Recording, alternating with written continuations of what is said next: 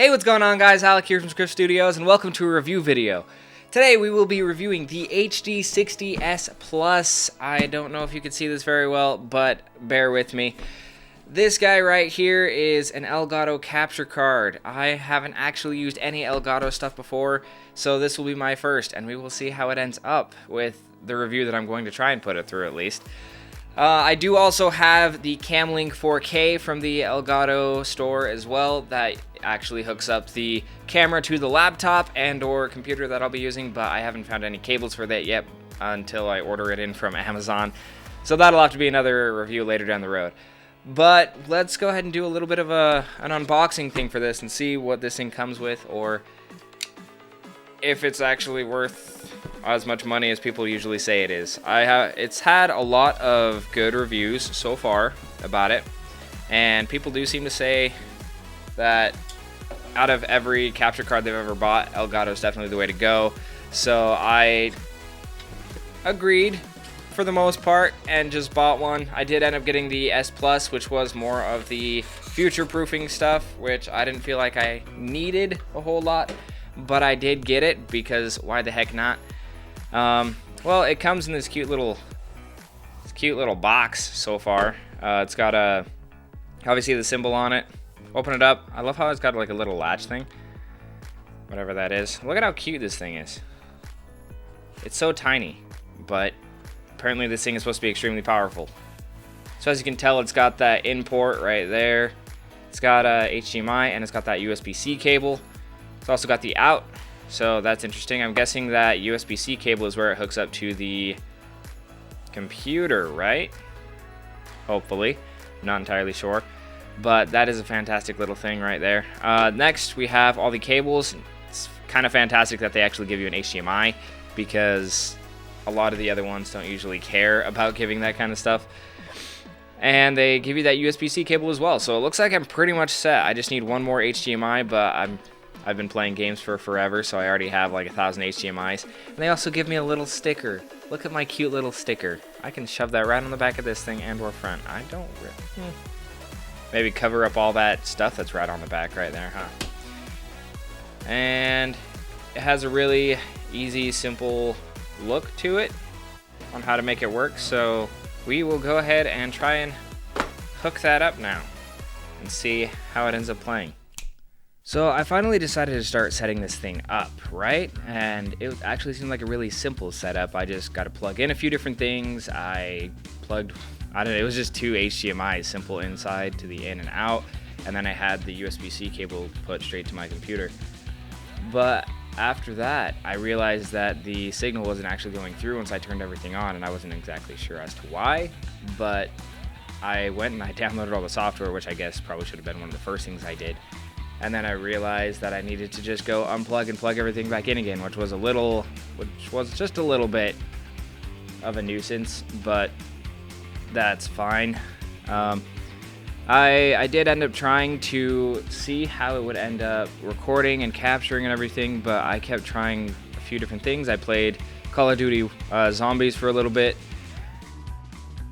It only recorded the 4 seconds after, because I wasn't sure when exactly it was supposed to be recording and when it wasn't recording, because it doesn't really tell you, which does kind of suck. So I'm not entirely sure as to how to rate that per se, because it doesn't give you a whole lot of user-friendly experience. There wasn't a whole lot of tutorials that were supposed to be given. I don't know if there was or not, and maybe I skipped them. I don't know, because I didn't find or see anything, which isn't bad. It did record really well, though. When it was recording, it did record, but you do have to really understand when it's supposed to be recording and when it's not, which can be quite a problem here and there. Eventually, you do get your stuff downloaded. The pass-through is fantastic. The recording is fantastic. The frame rate doesn't drop when it goes, and it looks crystal clear. The sound, however, that's a whole other story. It records the audio from the specific console really well, but I don't know how to adjust those levels. I don't know if it has to be in the console per se, or if it has to be through the monitor that it's coming out at, or if it just needs to stay at where it is. As far as I'm concerned, it pretty much just stays where it is. But you can adjust your own mic levels, which is great, but at the same time, some mic levels aren't exactly the loudest. Like if you can hear this one, it's not necessarily the loudest, but it is giving itself a good try, I guess. The funny thing was, if you are trying to record it through the audio on your laptop, it will not work. It will not hear you through the capture card or through any of that stuff. You have to bring your own mic in, you have to plug it in, get it prepped and ready. It could either be on a headset, be just fine. It can be one of these studio condenser mics that I've got, or something of that sort. All in all, it actually is a really good little device, and I would suggest probably anyone go ahead and get this because it's supposed to be one of the best capture cards on the market, and I can see why, because it is really good at capturing any kind of the gameplay that you do put out, and it captures it really well, really smooth, really like beautiful sounding and everything.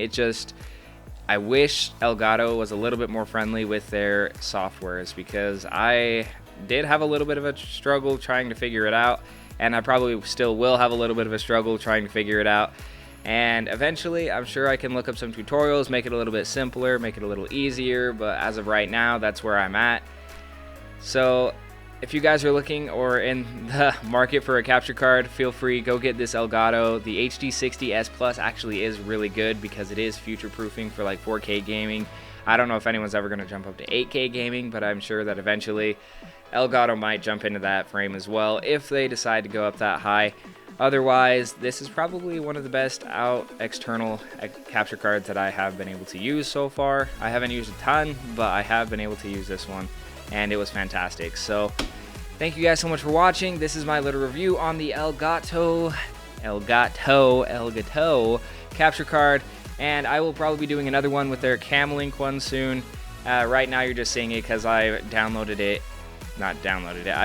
it from my regular camera through everything else, and we will have to see how that ends up going. So thank you guys so much for watching, and be aware that we are now selling merch, and it's actually on the website Redbubble, I believe. So if you guys are interested, feel free to check that out and go support us in that way. And thank you guys so much for watching, and you guys have a fantastic day.